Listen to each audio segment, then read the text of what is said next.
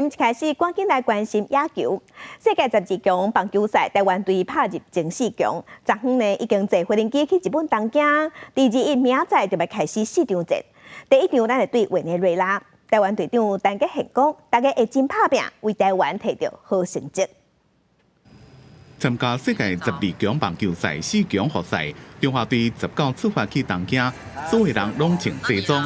即到同机场，等正久的球迷就大声喊加油，学录因穿西装正沿头。队长陈吉宪提出伊的机票，讲希望去东京的球迷，甲东京巨蛋当作台北巨蛋的主场，为中华队加油。所有选手拢会正努力，摕到上好的成绩。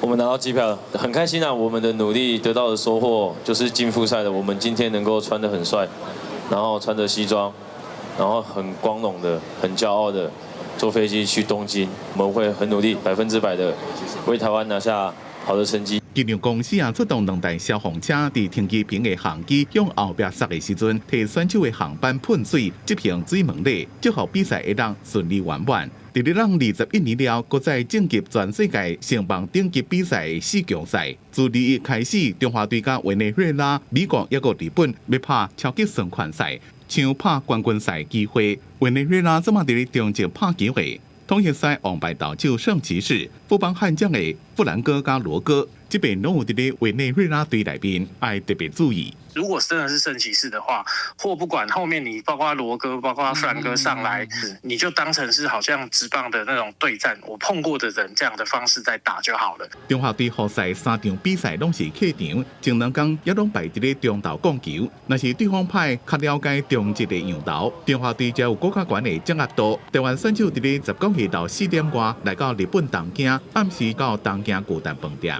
球员伫大厅等待的时阵，要求迷来要求签名甲做伙翕相。